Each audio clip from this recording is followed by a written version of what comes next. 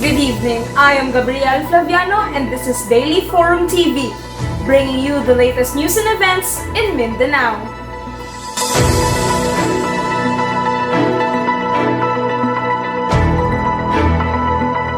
A total of 28,720 violators of the Modified Enhanced Community Quarantine Measures were arrested from June 5 to July 4, reported by the Public Safety and Security Command Center. In a statement of PSSCC head Angel Sumagaysay, 966 out of 28,720 are now facing charges that have been filed against them.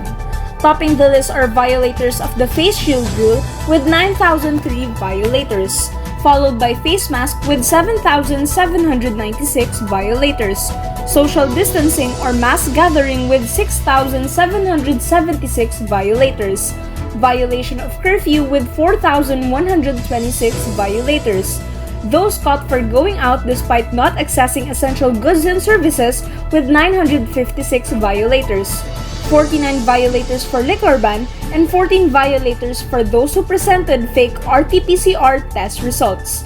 Mayor Sara Duterte earlier said the strict enforcement and implementation of the existing protocols and guidelines are crucial in addressing the surge of COVID-19 cases in the city. Assuring the public that maintaining peace remains at the forefront of priorities, the local government unit of TACURONG City earmarked 72.18 million for its peace and order and public safety programs intended for next year. The City Peace and Order Council, chaired by Mayor Lino Montilla, approved the POPS budget during its joint semi-virtual meeting with the City Anti-Drug Abuse Council and the City Disaster Risk Reduction Management Council on June 30, 2021. With a total budget of 72.18 million, peacekeeping, mobilization, and logistics support programs get the lion's share at 15 million pesos. 10.5 million pesos for the security support program intended for the operations of explosive ordnance reconnaissance agents and barangay tanods. 4 million pesos for the operation of LGU-funded Special Civilian Armed Forces Geographical Unit Active Auxiliary. To bolster the operations of its CCTV system, the LGU allocated an additional 4 million pesos for video surveillance.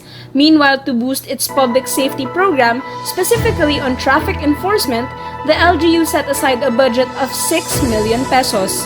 Mayor Montilla said that while the focus is set on COVID-19 responses, programs on peace and order and public safety do not need to take a backseat role. Dealing with programs on peace and order is as important as addressing the health crisis currently engulfing us.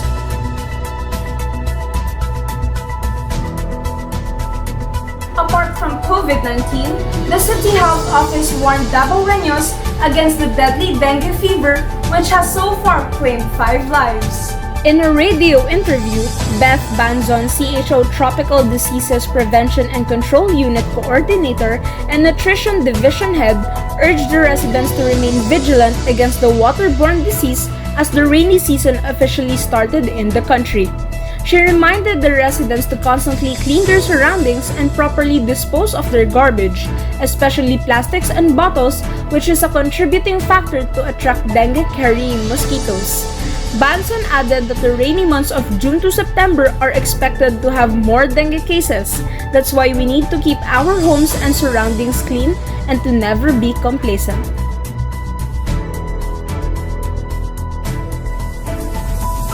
To allow businesses and brands to engage with the growing podcast community, ADSPARK partners up with Podcast Networking Asia to help accelerate the Philippine podcast advertising.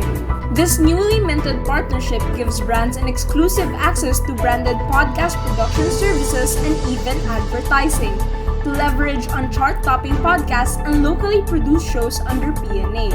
Advertisers can optimize this medium through pod metrics and develop based on data and insights. This is also a way for podcast creators to thrive and find value through in-depth listenership insights. The Philippines is ranked 6th in terms of fastest growing country by podcast listening. This is at around 31 million listeners in the Philippines alone. with the majority coming from a 23 to 34 age range.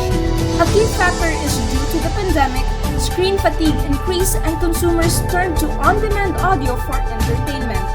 With such potential, Podcast Network Asia CEO Ron Day Chong aims to push podcasting to the mainstream. As a podcast network home to more than 130 shows with around 15 million plus listens and 4,000 episodes.